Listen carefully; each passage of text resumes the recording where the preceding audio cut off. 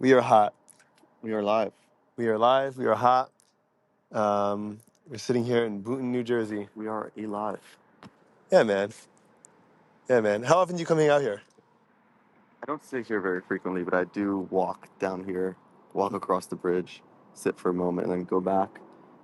I would say once a week, maybe twice. Depends on how my week's going. Right. How do you like living in Boonton as opposed to anywhere else in Jersey or anywhere else that you've lived? Because you've lived all over the place. I think home is where the heart is pretty true. I've been focusing on the cliches. Didn't we talk about that last time? We were talking about cliches. Anyway, maybe I I was don't know. Are talking we? about it with somebody else, but I don't think it was with me. um, Boonton is a great town. It's got this small town feel, even though it's close to some larger towns. It still holds a lot of the old blue collar charm. A lot of it. A lot I've of it, right? noticed. And And people don't seem to take. People seem to live more simply. it feels like people are a little bit more present and just eager to live. Yeah, there's a lot of small business, and people celebrate that. Um, and people just care about quality time, community. What do you think? How do you think that's achieved in a community level? Because like people work hard to, like on individual levels. I work hard to try to achieve that for myself. How do you think an entire town keeps its attitude or keeps its mentality? Because like it almost feels like I'm walking around like 70s, 80s, suburbs of New Jersey. It does have that feel, and I'm sure it's different areas of town, and also I'm sure with different demographics. But even Main Street was But like, Main Street has that feel, and a big part of that is intention. There are, as a small business owner here, I see a lot of the back end of that. I right. see the different efforts made by the government, the local small town government. I see um, efforts made by nonprofits to support small businesses. I see just how eager people are in general to get involved in small businesses, support them. We have different events throughout the year that are geared toward bringing people out to Main Street, supporting small business. So I think that creates an energy, and people are charmed by it. People find it to be special, unique, and it's small enough to support that. It doesn't. You'll see the same people. I mean, you saw on the way over here, bumped into the Mike, Mike, the junk man, who I went what's a into. junk man mean? He collects junk and scraps it and sells it and whatnot. Okay. Um, which he makes a lot of There's a money Springsteen apparently. song called, there's a Springsteen song called New York City Serenade, and one of the lines is listen to the junk man. I never got what that The meant, junk men but have apparently, wisdom. The guy is very wise. because They see a lot. they accumulate a lot of real life experience, And I, hands-on and I'd experience. pose a question, which is we can maybe explore, which is how much of what someone chooses to do with their life is related to the personality and the things that interest them already. Meaning, is he already a curious person who's constantly trying to pick up maybe wisdom or things from his environment? And is there a correlation there? Maybe he not only is collecting scraps of metal, but also collecting scraps of ideas. Yeah, I think so. I don't know how much the correlation is. I think that the fewer external factors that pull you in other directions, the more true that sentiment is. So growing up in a place, like he said, he's 40 years here in Boonton. Growing up here, living in this town for 40 years, I could see someone that if they want to live their lives making $50,000 a year and happily just living and just doing, just loving what they do, and they're not looking for a new Samsung TV every year, and they're not looking for a new iPhone every year, and they're just looking to just enjoy their community here, then it's it's unperverted, it's unfestered, like there's nothing that's damaging this personality that wants to be the junk man, right? But when you live in a faster paced environment where you find yourself getting pulled either socially or through technology, or I'm sure he's not on Facebook, I'm sure he's not on Instagram, Well, funny enough, yes. to finish the story of how we met, Okay. I went into the junk shop looking for some stuff for Zenden. Okay. And this was the day after we had our opening event where the mayor came out and did a ribbon cutting Did for he? us. It was months after we had opened, but that's what they did, yeah. Okay, that's cute. How did they Which is cute, decide? which is again a part of that feeding into Yeah, the community. the ribbon cutting. And so they posted on Instagram, and I went into the shop the next day, and for the second time that day, earlier that day I was at a yard sale and the same thing happened. He goes, "Oh, you're from Zenden. Congratulations on the ribbon cutting." So he had seen the video on Instagram or Facebook Mm-hmm. and recognized me, and we started chatting about it. And now we have this rapport. We chatted for a little bit. We have this rapport, and we see each other around town because it's a small enough town. But when we do, now that we've already had this initial interaction that was more personal, uh, we chat for a minute or two. Yeah, And so now that creates this sense of community. yeah. He looks like a cool dude. He looks. I mean, again, he looks like a character from a '70s scene. You know, Right. like that's who he is. So maybe I guess he just uses social media in a healthier way than kids do. Maybe. I mean, I Maybe wouldn't make too many teenagers. assumptions about his personal habits, but I think it's these other things that Hey, play in. More importantly, like how he behaves personally behind closed doors or his social media habits, I think are less important in the community building than um, talking to people and feeling a sense of connection. And he relates. He's a small business owner. He lives in Boonton. Um, he follows the small Boonton Main Street Instagram account. So he sees somebody who he saw online, and it's not just some figure online, but it's somebody in his community who sure, walked into right. his shop to support his business, and he can relate to that. He can. So there's I think very important to community is relatability. And I was thinking the other day, I was driving, visiting a family when I was in Seattle, and I was following them in the car, in my car, and we get to a red light, and the light turned green, and they didn't seem to realize. And so my initial response was I should tap on the horn to let them know. But then I held back. I would keep my hand on the horn until they started moving forward. Yeah. But based on like our connection is we've only met a few times. Like I don't know them really well. We don't have a deep rapport, but we are family, and I like to see them, and they're wonderful. But I held back. I'm like, I'm not gonna honk at this person that I'm related to, that I know, and like do this act of aggression toward them. And then I thought to myself, if only every time you wanted to yell at somebody and honk at somebody, pause for a moment and thought, what if this is my grandmother's sister? Yeah. Right? What if this is my mom's cousin, who it was, who I only know somewhat, who wouldn't get it to be funny, who wouldn't think it's funny, who would just think it's rude, right? And I wouldn't want to offend them because they're in my circle. Sure. If we had just had that thought Yeah. about all of our interactions with strangers, and we treated all of our strangers like distant relatives, I think we'd be far For sure, kinder and dude. better to people. And For so sure. that's the same for community. Like you build just a little bit of rapport, and now suddenly there's a responsibility to treat them well. Yeah. There was one. There was an idea that that I found that resonated with me for a very long time. I heard it for the first time, I think, in 2016. But um,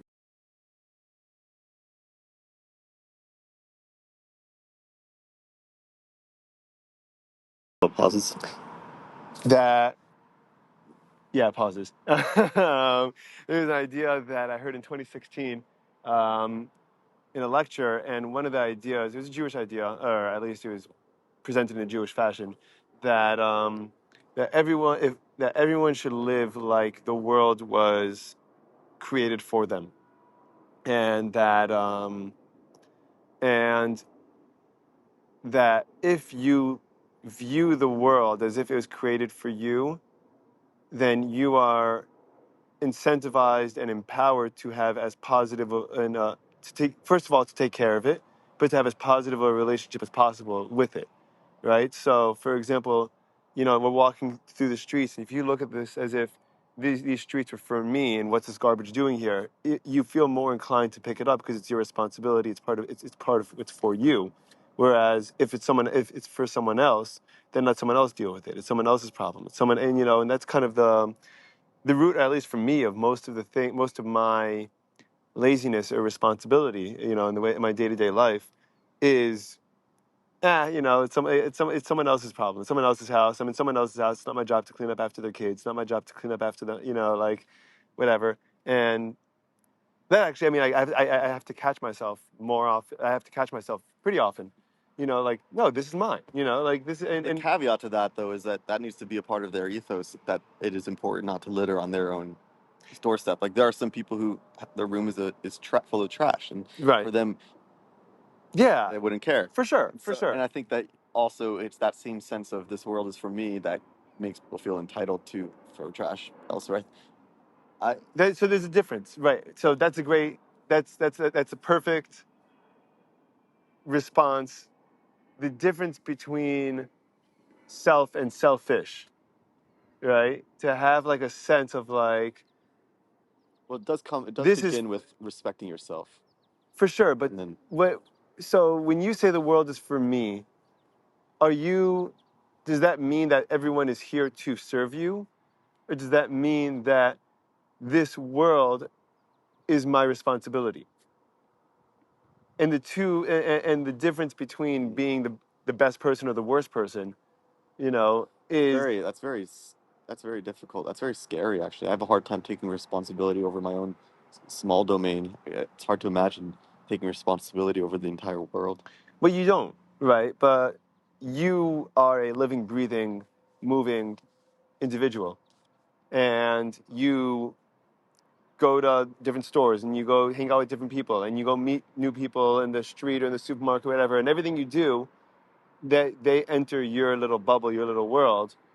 They're now part of your world, and now you're responsible to give them a smile, to say hello, to treat them well, and it's not to say that you have to fix I see. all the problems everywhere, but it's the more that you keep in mind that as you're a operating, moving person, um, living, breathing person, that everywhere you go, you carry this mentality with you, then it's almost, and that's what it means to be more mature, I think. What it means to be more mature, it means to expand who you are. You're born as a very limited individual, and then as you mature or gain intelligence or awareness, you realize that there's more to just yourself. There's more to this world than just what you're currently experiencing. And then Right. consciousness, it's interesting because consciousness itself is almost defined by our ability to interact with others. Because people that are in comas, they talk about how they can always, they try to respond. Like they can get input, but they can't do the output, right? And so you can't be conscious. You can't be a conscious person if you can't interact with the world around you. And how do you be a good conscious person? Take care of the world around you. You participate in a positive way with the world around you. And then you keep on expanding that world. So now my world includes you, and now my world includes my son. Now my world includes my family, and then my new community in Florida, and now my new friends and my students that I'm teaching, and every single one. And so I was a much more limited individual, and now I'm a much more expanded or elaborate person. Like a whole world that's like walking by myself because I'm all these things are in my sphere. You want to keep walking? Sure. And walk that way or that way? Okay. It's not what much to do. So So that's what I think. So I think so. And when you live like that, you also find yourself more inclined to do things like talk to Mike, or you see someone you saw online, you interact with them, and I think I think that the world it places a certain amount of individual responsibility on yourself, um, empowers you to take care of other people, and that obviously feels good, and the world becomes a better place. But if the world is for someone else, then you kind of wait for other people to take the charge. Now, again, if you're selfish, that's I'm trying to get what I want from other people. Right. That's harmful. That's so harmful. Right. And if anything, that proves your point further, which is you wouldn't. Yeah. You want to honor the world around you as it is your own, so you wouldn't sabotage it. Right, exactly. You draining the world of its resources to get what you temporarily want, what you want at the moment. is destructive to yourself. It's destructive to your relationships. So it's almost like thinking like long term. What's the healthiest thing for me to be doing? And that's kind of the basis of I think a lot of happiness is making long term investments that you sacrifice a what would be nice this minute for what would be better for myself and anyone else, depending on who's being impacted by your decision down the line. Well, there's 2 points here. There's the long-term thinking, which is, I think, known to be incredibly important for your well-being, like your mental well-being, and just like financially, of course. Um, but then there's also the proactivity of taking ownership and not seeing things as somebody else's problem or waiting for somebody else to fix or set you up for long-term success, but Right. to actually take action and ownership over your domain, which includes anything that you come across and all your relationships and all. Yeah. Yeah. So the other thing that I was thinking about on my way over here was because I was listening to that Grateful Dead song, right? Which one? The one I sent you. It's Franklin's Tower, and it's this version from Boston in 1980, and it's a great song. It's a great album. It's a great album overall. Um, and one of the things that I love about the Dead that I think that you actually you do a pretty great job manifesting is that they were constantly looking to they're looking to be as fresh as they could be, right? Everyone says that when you listen to a Dead concert, you never listen to the same concert twice, because, or at least, sorry, if you go see them, you'll never see the same concert twice, because, and the way that Jerry Garcia put it was, a lot of musicians start off extremely creative when they're young, trying to figure out, something that works, and then if they're lucky, they make it, right? Mm-hmm. And then they're stuck playing the same song for the same 5 songs for the next 50 years, right? Mm-hmm. I went to see with my wife Credence or John Fogerty, and he's playing the same songs Mm-hmm. in the same set list that he's sang since 1968. Yeah, I never play the same song twice. Maybe someday I'll learn how to. Yeah. Um, no, but not even the same song twice, but the same song the same way, right? So, like so the musical construction is all very different is all very different also, and so even if you're listening to China Cat Sunflower, Yeah. there's no two versions are going to be played the same way, and they were very intentional about that, like that's why when they were younger and they were messing around with a lot of drugs, mostly psychedelics, they were doing it to kind of achieve like this. They didn't want to I think human nature is to kind of get stuck into a routine, and they wanted to get beyond that need to be comfortable and be in a routine, right? You could play the same song, like even Bob Weir, who is the rhythm guitar player. If you ever watch him play, he'll never play the same, like even if the songs are just 2 or 3 chords, he'll never play the chords the same way in the guitar twice. Like he knows the instrument so well that he knows every variation Mm-hmm. of how to make an E chord. And even though it's a simple 3 fingers for a lot of people, and they just do that for 50 years, Mm-hmm. like he's not going to settle for that. He's going to figure out the most creative, bizarre way to make an E chord, Mm-hmm. and do that and have fun while he's doing that. So there's a constant search for freshness and something new. And tie this back. Tie this back. Yeah. How did you? I think you're very good at, seriously. But why is this related to taking ownership of Oh, it's not. responsibility, or It's not. is a new topic? Totally new topic. Oh, okay. Yeah. No, cool. Nothing to tie into Gotcha. anything. Yeah. Um, yeah, totally. Looking for something new. Oh, look at that pretty bird. I know. I was thinking that. It's yellow. Yeah, it's It's like a beautiful. yellow hummingbird. Highlighter. Yeah. Well, novelty, you mean, or being. Well, you said that you don't like routine. Did I say that? Yeah. Well, you said that you don't like doing when you don't like doing the same thing over and over. That's what you said was the challenge for you for playing guitar Uh, or like even working or whatever. Like you, like I get if I do the same thing every day, I feel like I'm living. well, I think that there's something there about. This is not from this conversation, right? You're pulling from a different Yeah, conversation. yeah. Okay. I don't remember the context there, but if you were to ask me about routine, I actually have been studying that recently, habits and routines, my own, and also just generally like their relevance. I think it's really important. I think it's actually, I more and more think it's fundamental to. But you don't find yourself Human. naturally inclined to be that way.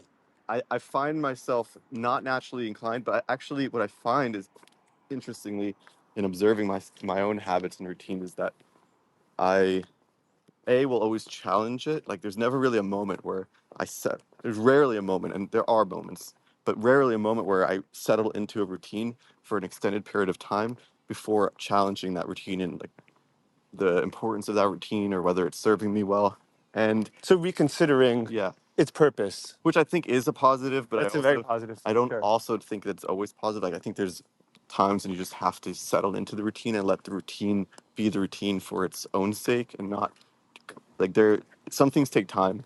Right. Um, So you have to give it time to you have to give it emerge. time to emerge, and also the act of a routine is almost as important as any routine itself. I mean, obviously there are detrimental routines and routines that have a more positive impact, but the act of a routine in its own right has, I believe, a lot of value. So there's that, and then there's the existential too, where if I do the same thing too many days in a row, I like the days blur in such a way where I feel like I feel like I can almost cheat time and get more time in life if I do more novel things You because definitely it could, by the creates this way. sense of But do you find it exhausting? Because totally. I find it exhausting to like part of the thing like if I'm traveling or when I'm traveling or if I'm in between like I've moved a bunch in the last bunch of years and part of what is like it kills me like I can't and not even that it kind of stops me from like I have all these novel experiences but it stops me from kind of being productive in any real or long-term Yeah. form Well, I think that manner. there's something to experiencing experiences for experience's sake, a lot of Okay, experiences in one sentence, sure. and then something to trying to learn something from it, broaden your perspective, your experience, have more to pull from. And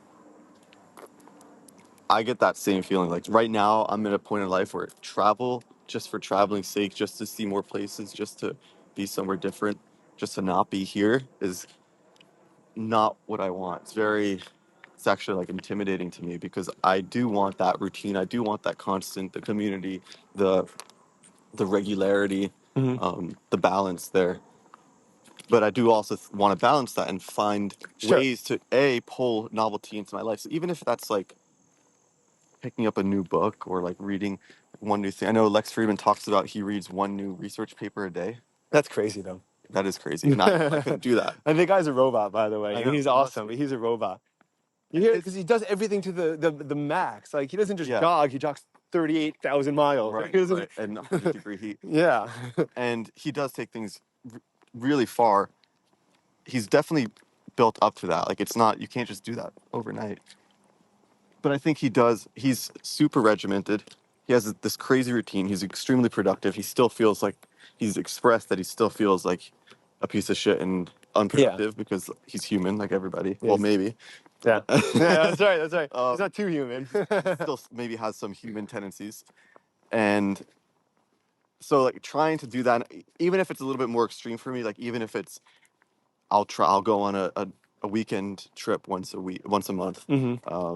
Or take like it's hard. Like I'll go on walks, and that will oftentimes give me that novelty. But if I took that walk yesterday, taking it the same walk the next day will feel like Groundhog Day. It won't Sure. feel like it's something new. It doesn't give me that same I love effect. walking, dude. I love walking, Yeah. and it's one of the things I loved about the PCT is you never saw the same thing twice Yeah. for 4 months straight. Oh yeah, dude. I Walking went. for Yeah. 12 hours a day, PCT to clarify is the Pacific Crest Trail. Pacific Crest Trail, Yes, and it's walking from Mexico to Canada. right.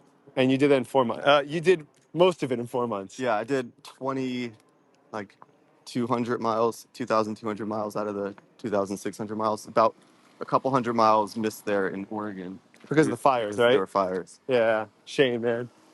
But yeah, just that seeing, like, to me, it's the same for road tripping. I love a road trip where there are new things constantly flying by me. Right. It stimulates me. And that's actually enough. Like, eh, I don't need to be in a new country to get that fix. And the same thing, just like you coming over today, going on a walk with you, Yeah. is different enough from. I mean, I just came back from travel, so I don't need it. But if I had been sitting home all day and I've been grinding at coding for the last week, that would be enough to like just tickle my brain to go back and code probably. Right. Um, So, so it's very interesting that you say that. And I feel like one of the things that I've been working on this thought for a long time and I haven't been able to really articulate it very well. You could spend everyone talks about how they want to like travel the world and like they want to see new things. They feel trapped in their like where they are. But every town, every city, every part of like, whatever, every suburb of Jersey, everything has a bajillion. Like it's so full of life. It's a totally living organism, and there's yeah. so many unique things. And like, I mean, I It's lived so in. easy to miss it. You miss everything. Yeah. You miss everything. There's so much. I mean, I spent my entire childhood and a bunch of my, adult life in Wesley Hills. I just found this open mic at this cool craft beer shop that has like these crazy craft beers on tap that I never knew existed. I never knew the open mic existed. I never knew that this part of town was even there. Right. And like all I had to do was go, and it's 12 minutes away from my parents' house. I mean, all I Well, had to do those was kind of open my things eyes a are little bit. tough though, because if you live here, or like it depends on the size of the city. For me, I can go on a walk, and there's lots of opportunity for spontaneous interaction, Right. adventure. If you live in like where your parents live in Wesley Hills, like you'd have to walk pretty far before you can bump into Or that. you drive around. So then you have to get a car and drive. Sure. And then if you take it to an even more extreme, like someone who lives in a flyover state, as they call them, like then you have it even harder because you have to drive 2 hours before. But I think there is a lot of truth to that. There's a lot to be overturned. There's a lot of. I thought this once about how cool it would be if I just started mapping out Bhutan by pen, like by foot. So I would Yeah. walk and essentially come back and by memory draw and just grow this map organically based Seriously. on where I had walked. It's And I awesome. thought You that would be should. a wonderful way to explore. It's really, really cool. It's a really great idea. And there could be little, there could be little, landmarks and little, highlights for you that pop out that make, that you can add to your map, but Or even just printing out a map. just Because to I'm not notice, just to, as a we cartographer don't, I like, doing that by just adding those. Yeah, like here's where the hole in the fence to the reservoir is. yeah, and it's right by the little rose bush over there, and how many times could people that live right across the street walk by that without really thinking about it, and so I think it's a matter of, and like everything in life, intentionality and awareness, like There you go. you want to, if you want to experience something, right? So I guess so. I guess once you run out of those things, you got to get out of Boone. I mean, I don't know. I don't know, what else it would be. But, then you go to the town over, and then you find all these little establishments. So you find, Well, I think it goes. I think what's interesting about it is that, like many things, once you begin, it opens up a whole world. Yeah. And so I'd start, let's say, just keeping note of like, Dan, my roommate, has this new project where he's mapping all the apple trees, the wild apple trees he comes across Really? while he bikes. He seems like that kind of guy. Yeah, it's Okay. awesome. And say he finishes that. Well, like maybe that'll, or in the middle of doing that, maybe that opens up this new world for him, which is baking apple pies and Right. like Yeah. making mead. I don't know, like making cider. Yeah. And so that opens up into another world where he meets new people. And so like it's like any passion you pursue, it opens up a whole world that you don't really know about until you embark on that journey. Yeah. And that is how And that's how you become you become wise. That's how you become knowledgeable. That's how you become fulfilled. That's how you, like, interesting. interesting. Totally, dude. Because because you have so many experiences that are built. Like, they're so layered. They're so built on so many different things that like you got to be crazy not like it doesn't make any sense not to. Also, I have no idea, dude, how people podcast for like 3, 4, 5 hours sitting in one spot. Like it doesn't make any sense to me. Like, can you imagine sitting across the desk from one another for 3 hours and talking?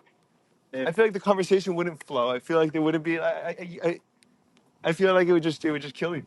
Maybe Or kill me rather. the Alex Student podcast where he went to the Amazon jungle. And they sat down at a stupid table. I like that though. It's cute. They were sweating and there were like snakes crawling across them. Yeah. That was a I thought great it was awesome. episode. I thought that was a phenomenal episode. I would have loved for them to, and I know it's not really realistic. Okay, so don't record through the Amazon hypothetically, but take a podcast for a walk. I mean, Right. Well, I have those recorders I showed you. I got them right when I got back from that hike, and I had this idea that because I think the best conversations, I agree with you, are had while walking. Right. First of all, you lose yourself in the environment, so your walls go down, and I think it just stimulates. I mean, It definitely stimulates. every writer, not every, a lot of writers, writers, Steve Jobs would do that. Steve Whenever Jobs, you do a business meeting, Stephen he would King like, talks about it, like in his memoir, writing, the importance of walking for Mhm. writing, for creative thinking in general.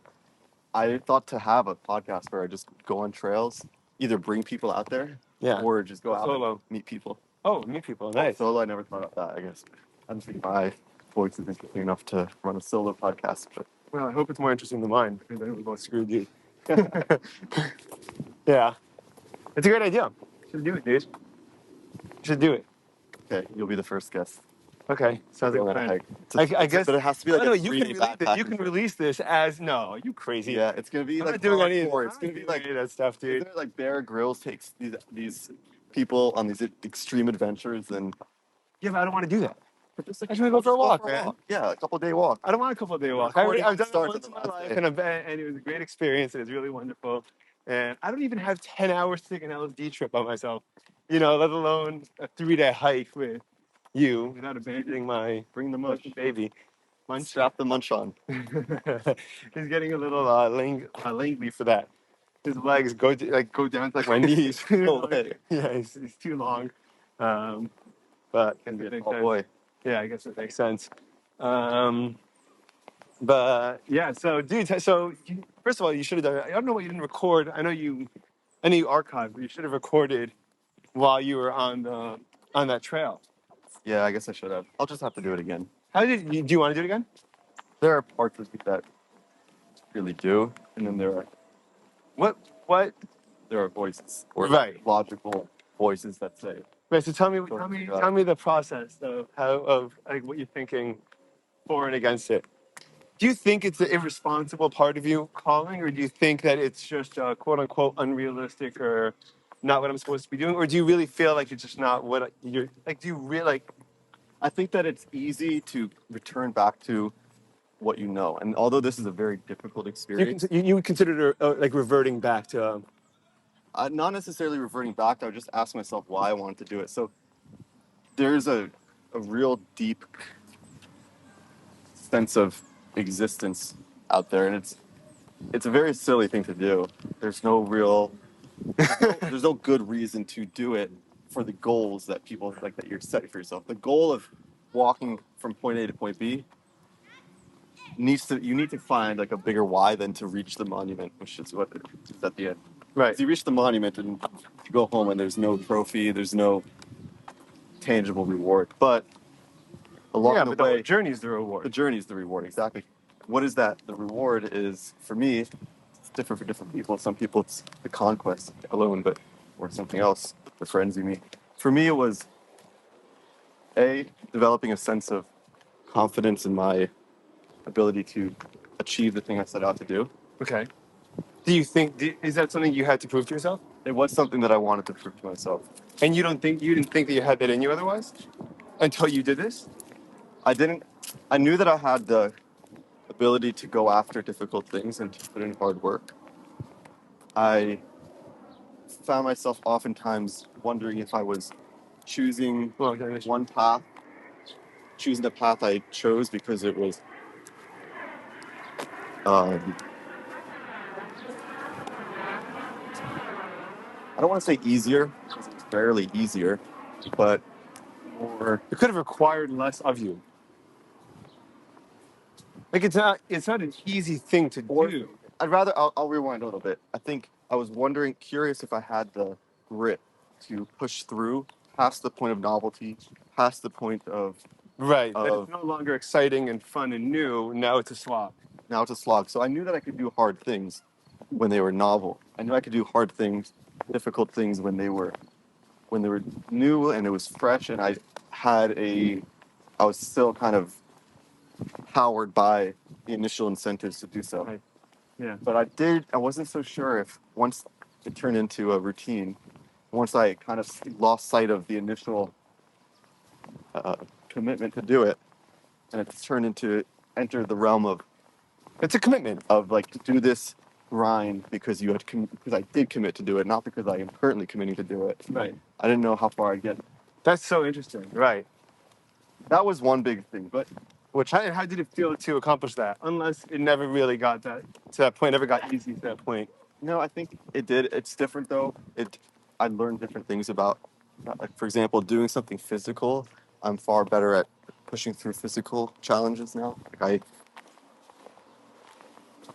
I first I felt confident to first go after the PCT because I had gone out and biked with some friends in Slovenia and did this really hard bike ride. And up until that point, like during that bike ride, I remember feeling like this is the hardest I've ever worked Okay.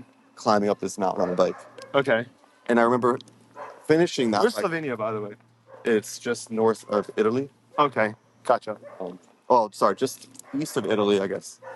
North of Croatia, south of Germany. If I'm getting it right, yeah. And so, I believe. And then Slovenia's, Switzerland's there. I don't know geography super well. Okay. No problem. But it's in that area. Yeah, it's right there. Cool. Yeah. So you're And pushing yourself up the pushed hill. myself physically, hurt like hell, did it, felt really good, and realized that I don't know my own physical limit. Sure. And You never know your own limit about anything, really. yes. But that like I recognized that I pushed beyond what I thought was my physical limit. I recognized that I made it out alive after pushing my heart to a point where I didn't think I could. Mm-hmm.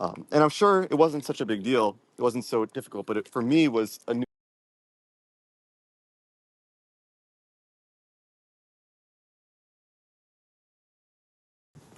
Yeah. So for me, it was a new experience, and I think I pulled from that experience to really give myself the confidence to try the PCT. And I knew that either I'd make it or I didn't. I didn't need to succeed. Right. But I wanted to try. So So I now feel like okay, I have this understanding of my physical ability, like that I don't really understand it, and I can probably push it. But I also have a deeper understanding of my body. Like I can know when it's just pain because it's difficult. I know better because that it's if it's to distinguish between difficult pain and injured pain, which is important. so But when you're doing this, when you're going, I know that I experience one of the things I love about jogging mhm, is I have a voice in my head that from the minute I start jogging yeah, tells me, all right, that was good enough, oh, you same. know?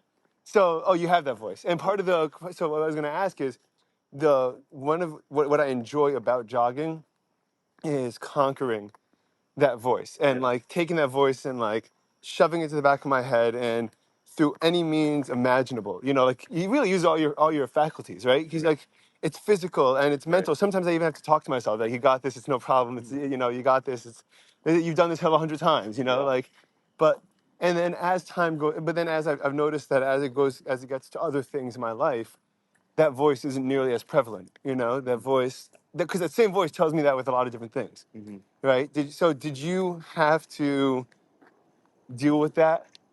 sure. That voice. I think like you're talking about, you develop a relationship with that voice, where at first it feels like I actually don't know. I haven't really put words to this, so this is exploratory. But I believe it.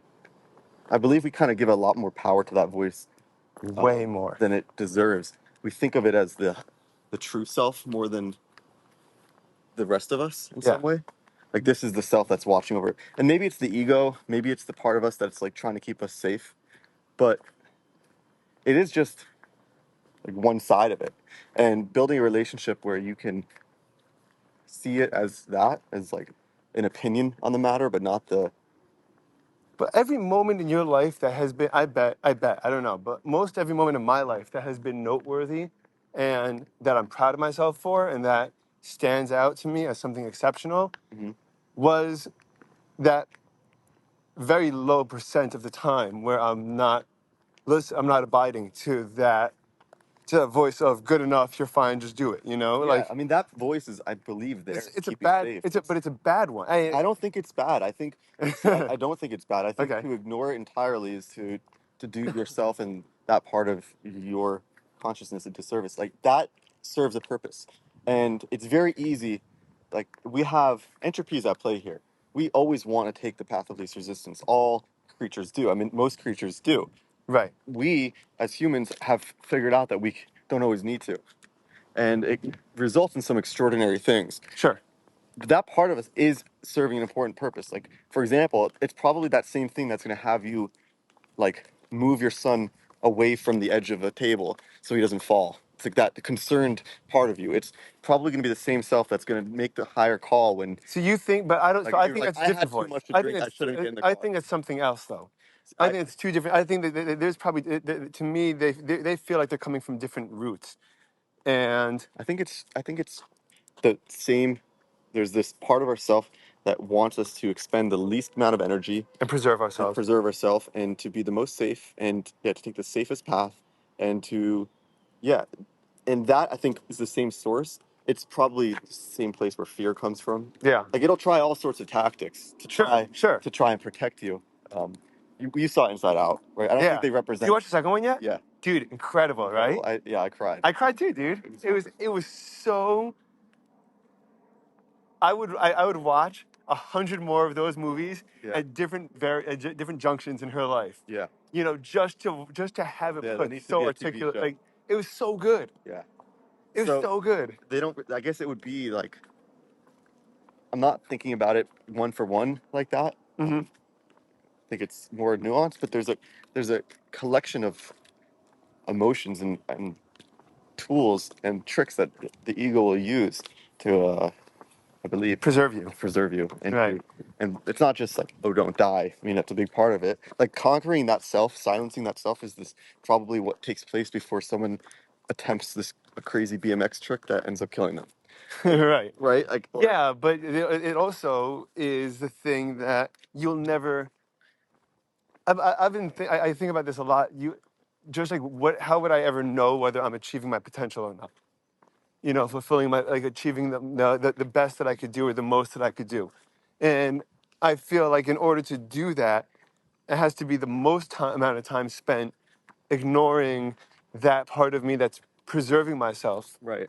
So I personally attempt to not ignore it, but to work with it, and I can more easily rationalize it or comfort it, and then so I How? can Like for feel example, what? okay. Like just to put So it it's something like yeah, tangible. sure. So if I understand that its purpose is to preserve me, right, and to work with me, then I can if I'm hiking, and this is truly something that came up, and my knee is killing me, and it's like I should get off trail. It's Right. telling me like you got to get off trail. Like this is good. This is not good for you. Right. Well, I can have a conversation with myself in this situation, and this is one of many conversations I have with Sure. myself, and basically reframe this pain as not something that's going to kill me or not something that's going to It's going to allow cause you to continue in the long term. long term Right. damage, but it's okay. This is let me analyze. Is this again? Is this injury or is this difficulty? Like, okay, if in this case it's probably some level of injury. Is this injury going to be sustained long term? Let's do some like research. What can I do to alleviate some of this pain? Right. To try like let me attempt that. And there's some trickery involved too. It's like why don't we just do it like one more day and see how it feels? Right. So that's like there is some level of Yeah, but coercing every it. minute of that day feels so much longer once you like have that. Once you like negotiated with yourself. Like if I just tell myself like okay, like if I'm on the treadmill, I'm like another like I'm Yeah. exhausted, but I think I have another minute in me. You know, like Yeah. let's try another minute. How long are each of those seconds? They are, yeah, You know. and I think that it is important also to have kind of the ability to silence it. Like, hey, like we're not talking about this now. We already agreed yesterday that we're readdressing this tomorrow. But it keeps on pestering you, dude. I mean, at least it does to me. I think don't it would know. always pester me, even if I tried to ignore it. But I want Right. I So want to that build a relationship with, like I want it to be a part of me still because it's not there for no reason. sure. And to just So reject what it, do you think then would be a next healthy? time it shows But up for a you have good to have a reason, healthy ratio with it, right? You have to have a healthy relation. I guess. you have to have Healthy, boundaries. you have to have boundaries, but you Yeah, have you to got to say set like, boundaries. you have to say like, listen. In order, but realistically, we're probably only we're only fulfilling a fraction of what we're capable of achieving. Well, I would say look at it like a dog. Like a dog is barking like crazy at somebody, right? And Okay. so you can do two things. You can like lock the dog up, and then yeah, sure, it might not be currently barking at somebody, but the next time the dog gets loose, it's going to go straight and attack that person. Right. Still thinks it's an enemy. Or you can teach the dog, bring the dog closely to the person, let it smell them, teach them that it's not. You go over there and be friendly. Like you teach the dog that they're not an enemy, they're not a threat. Now suddenly you can let the dog off the leash, and they're not only not barking, they're not going to attack anybody, right? Yeah. So you've trained. I think that it's the same thing. Our ego is a dog.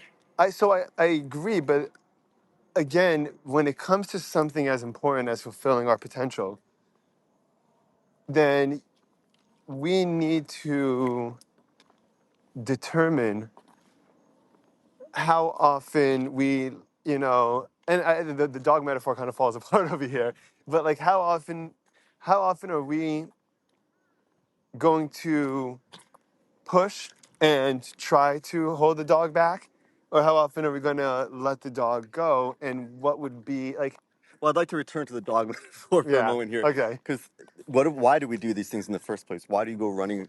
Why do I do stupid shit like hike the PCT? Like, why do we go embark on these challenges? And to fulfill our potential. I'd say actually to train ourselves to fulfill our potential. Sure. So you're doing that is the work. When you go on that run, you go on that hard bike ride, you go and sit in front of your computer to get the job done that you're working. You're not only trying to fulfill your potential that in that moment.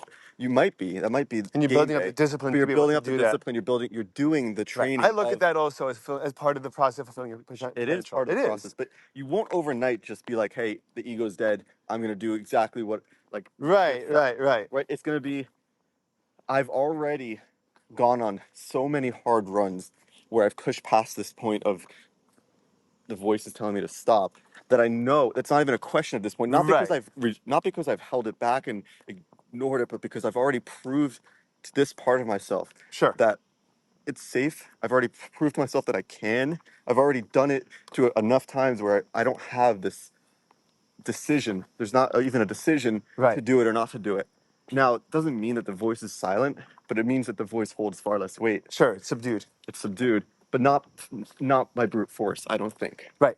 You might be running by No. brute So I force, think I wouldn't call it brute force. It would definitely be but it starts off as brute force and becomes and through a process of X amount of time. It took me 5 years to really I'm and even more. very curious about this, and I'd like to talk to more. I think this is why athletes in general are really interesting to talk to because they deal with this on a regular basis. But that's only physically. But I mean, this applies to everything. This applies to the amount of effort people put into their jobs, the amount of effort people put into their. How about how do you use your free time? This stupid dog is going to get in the stupid way of everything, just yapping away. That somebody needs to train it. Yeah, or punt it. It's tiny. um, oh, person there. Yeah. um, I bet you can punt it pretty far with those long legs. yeah.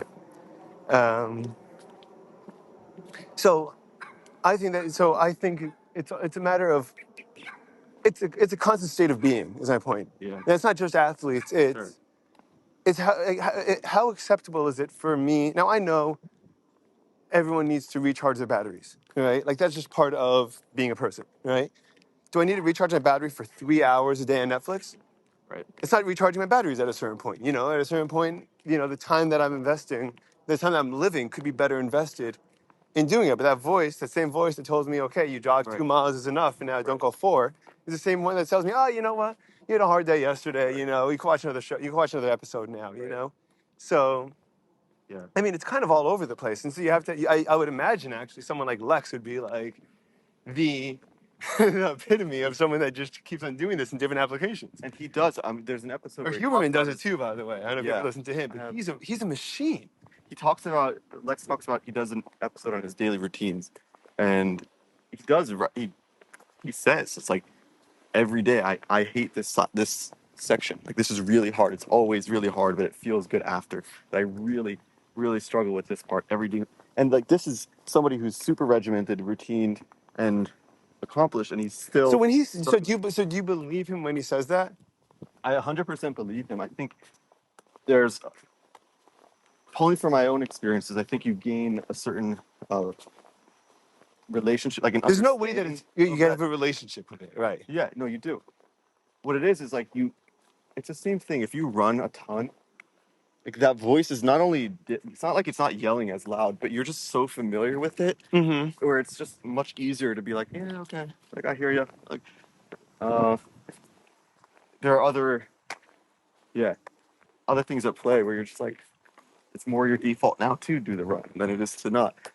Initially, it holds a lot of weight and it's very powerful because your default is entropy is to stay still and not run. Right. And so any reason you can take to not run, And I guess, by the way, that do. could also be the value, going more full circle, of a routine. Meaning, Right. if you don't expend enough time, giving yourself the time to, like, because if I'm coding for a week, and then I'm coding for a month, even if I'm allotting the same hour a day or 2 hours a day to coding, the time that I spend becomes more productive the more consistently I do it.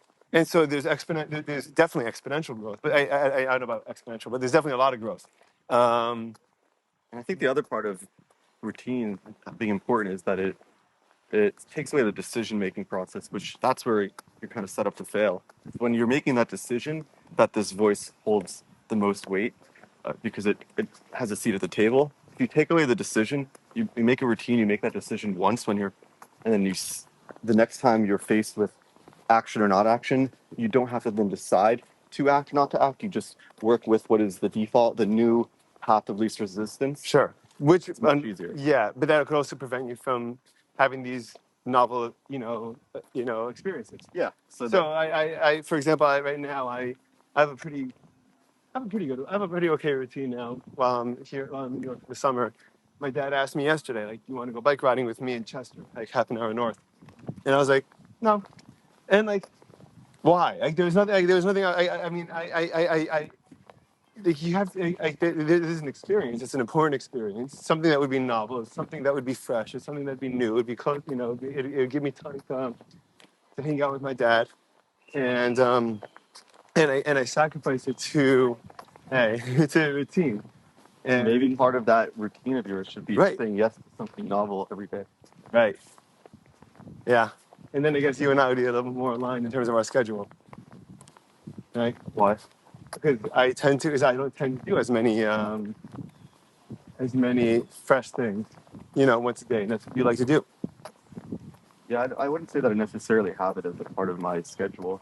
I think I'm drawn toward it. Maybe. There was a point in my life where I was trying to remember something unique about what I did every day of the week, every weekend. That's really cool. So if someone was to ask me, like, "Oh, how was your week?"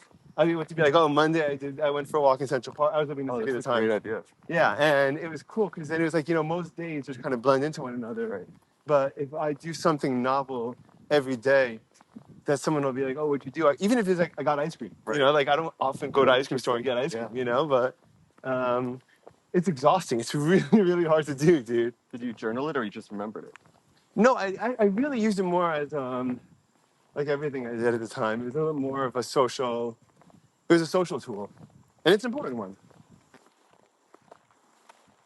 Yeah.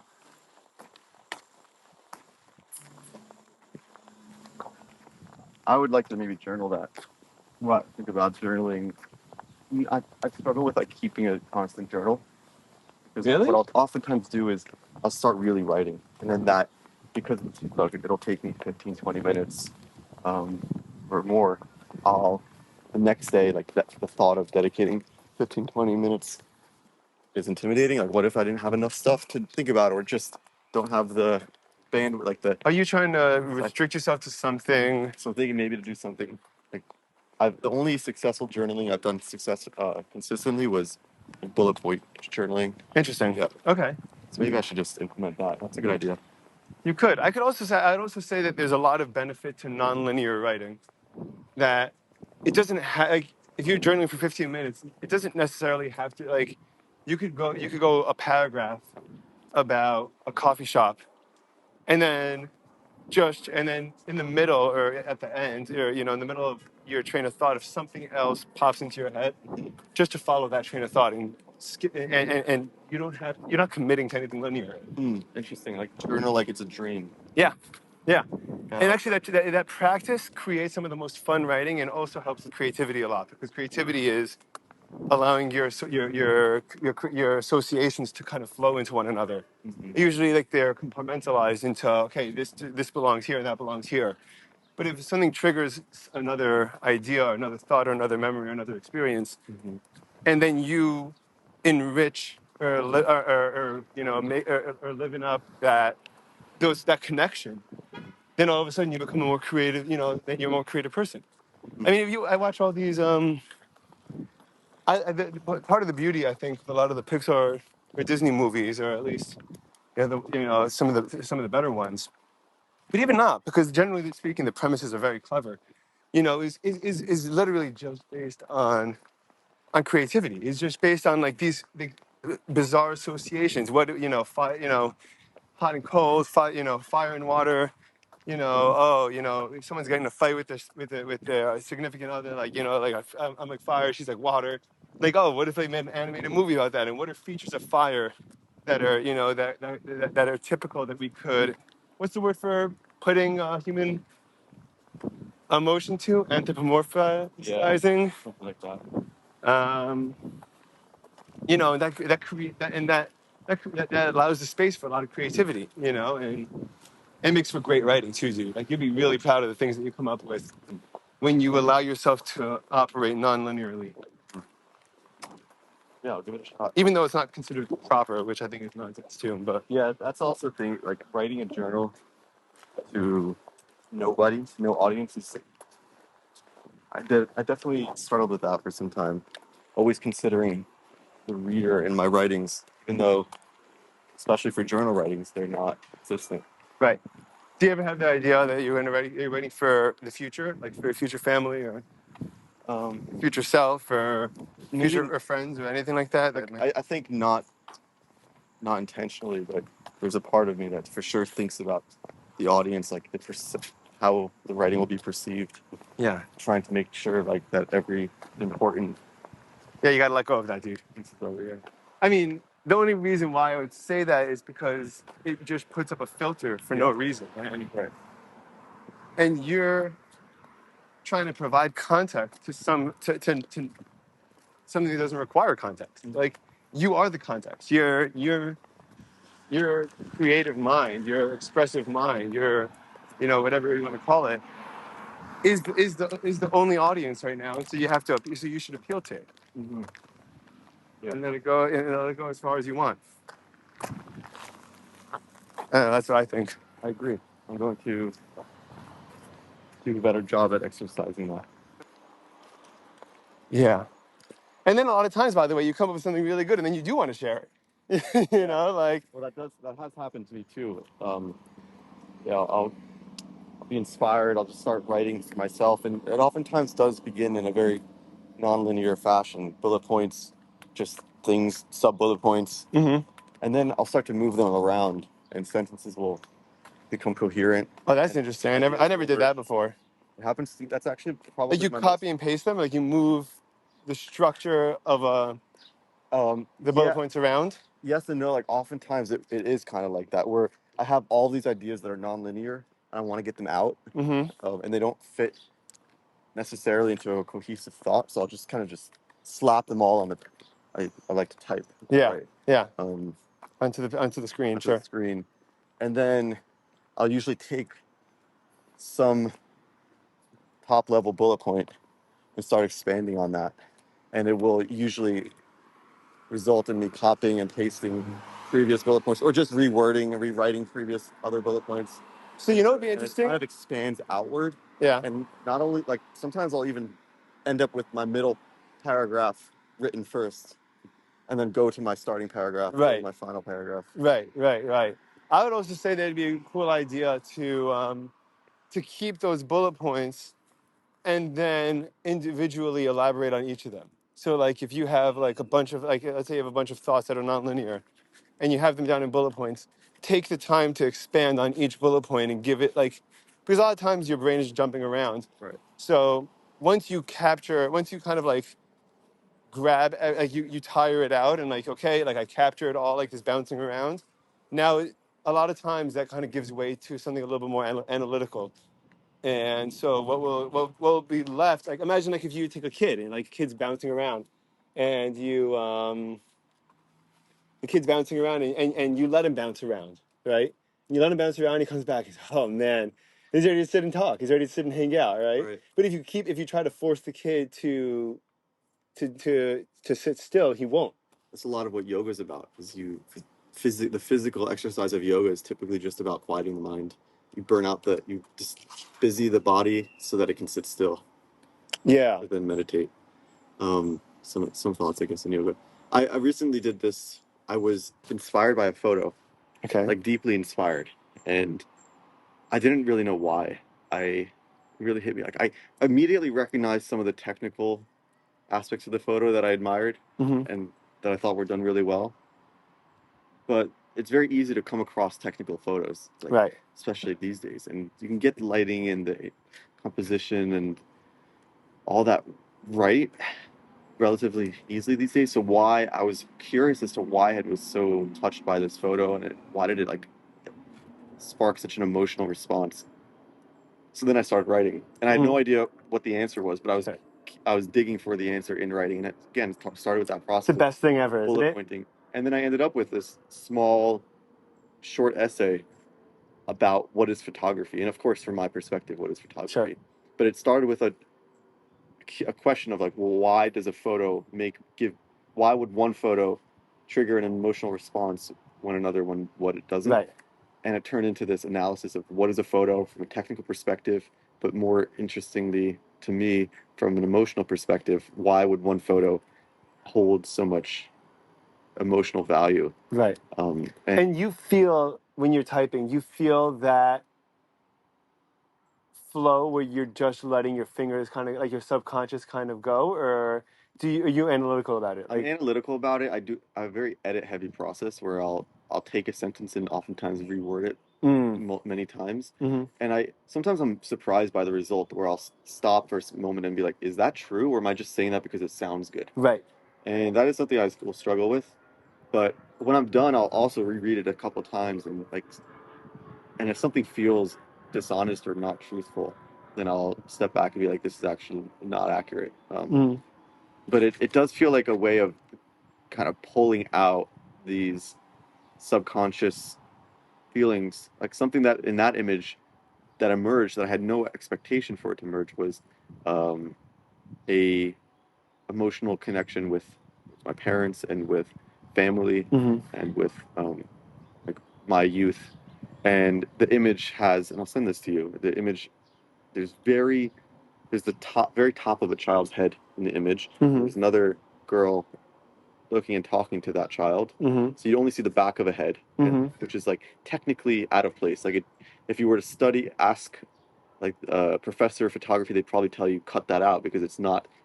It's like It's wrong. it's wrong. Yeah. It looks wrong. It's maybe not in focus. It's just the clipped head, right? But another child next to them, and then there's a father and little daughter walking with a shopping bag, and two friends talking in the distance. It's a street, and it's all very well composed. But that little child with the clipped head is definitely, technically, probably, most likely, incorrect. Right. But in my writing and exploration of the photo, I found myself writing that I was curious about who this child was and felt myself putting myself in the shoes of this child and looking up at this street, at this world through the So eyes of a interesting. child. That Again, shouldn't be there, like the wrong one, no, or just like just from that one. Even that, just that like threw me into the photo, and it's a main character in the photo, but because it takes up a good amount of space because it's so close with Mm-hmm. like a camera, but it's a main character that you know nothing about. Yeah. And I just suddenly, in my writing, I wrote about how I wondered who this main character was, and then wondered if that main character was me. And then in that started like reminded or remembered or felt this sense of remembering looking up at the world through the lens of being a child, Wow. and then seeing like my sister, my and thinking about my mother and she had a shirt with an ice cream on it, and I thought about the times like we would go to this ice cream shop with my mom and my sisters, and then seeing this man with his daughter coming back from shopping hand in hand, him on the phone, and like as a child looking up at that and remembering like this comfort of walking with my father's hand in mine or Right. my hand in my father's, and seeing friends that like this whole scene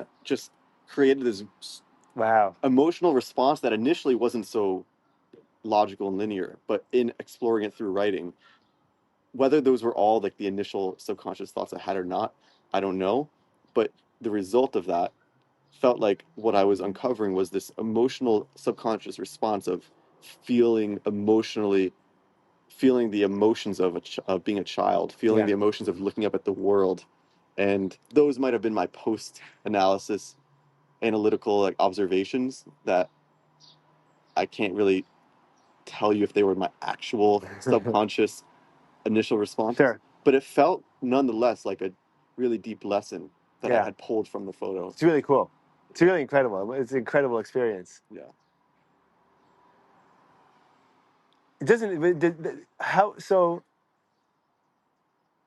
That's not a common occurrence. It's not a common thing to happen, right? Well, that was one of the questions I was asking. Like, I titled this Like, how piece in often essence was could "What you is a have that? photograph?"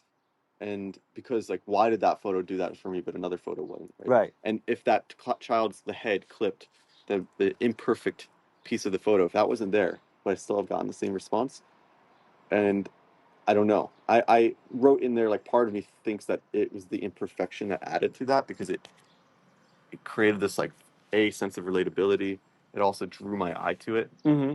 So Um, yeah. and how often does it happen? I think this is what this is what makes me feel connected to art. Typically, like I is finding some experience that I can share with it that I resonate with.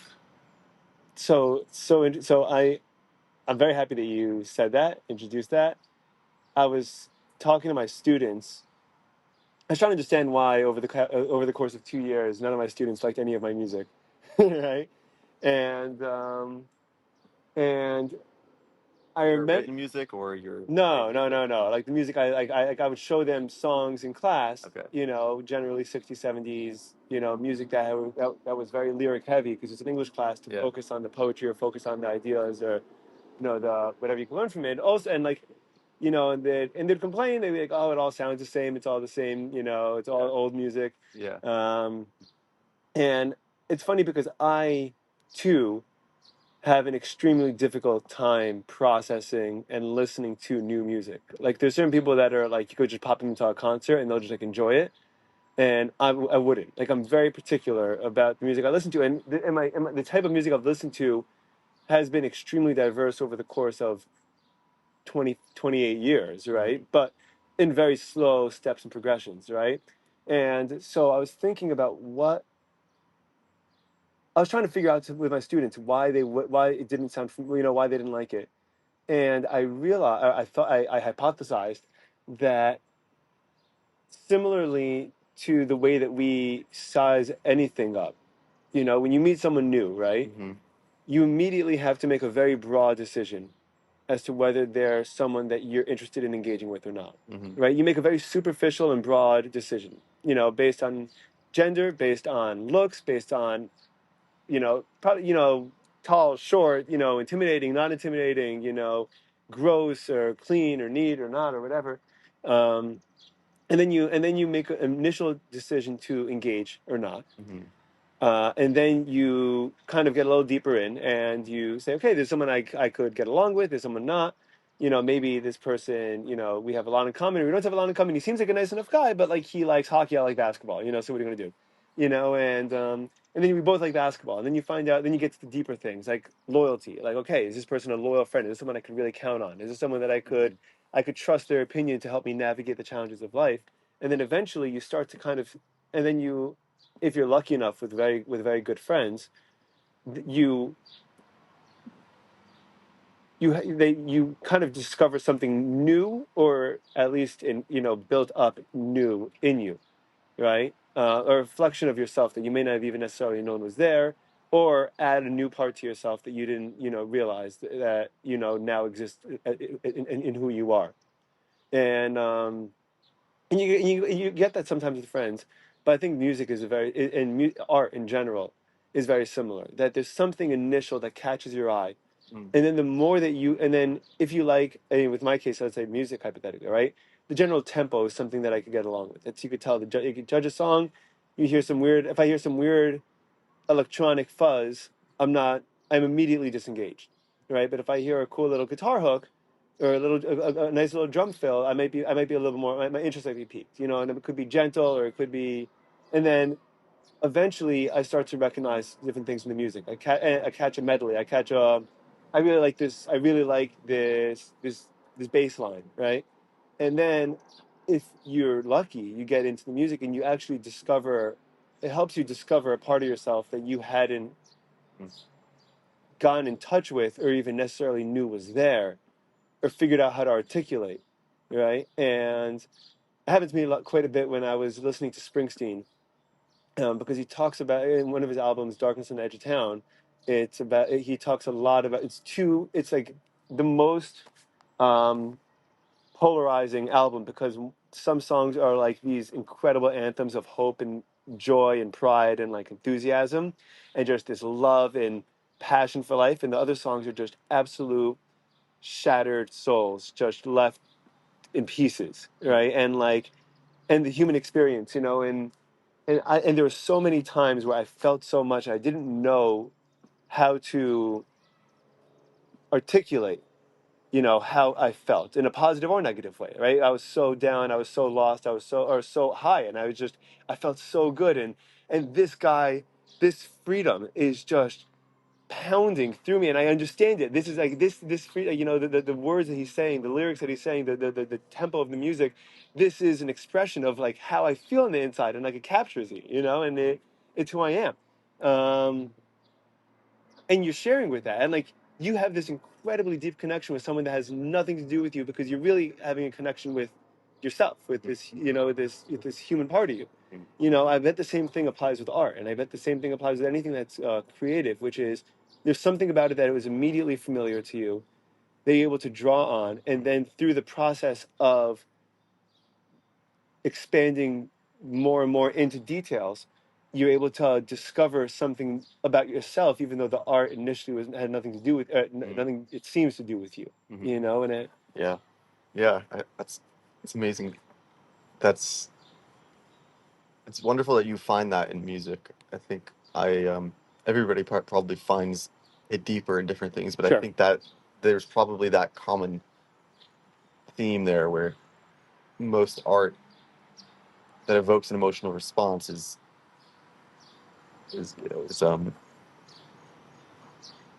holds some like level of shared story narrative that you can relate to. It even happens with friends. It happens with people. I mean, there are times, and that's also the notion of having a good conversation with a friend is like the emergence of talking, and then like you say something and you didn't even realize. And that's what I also was going to say even before this about writing.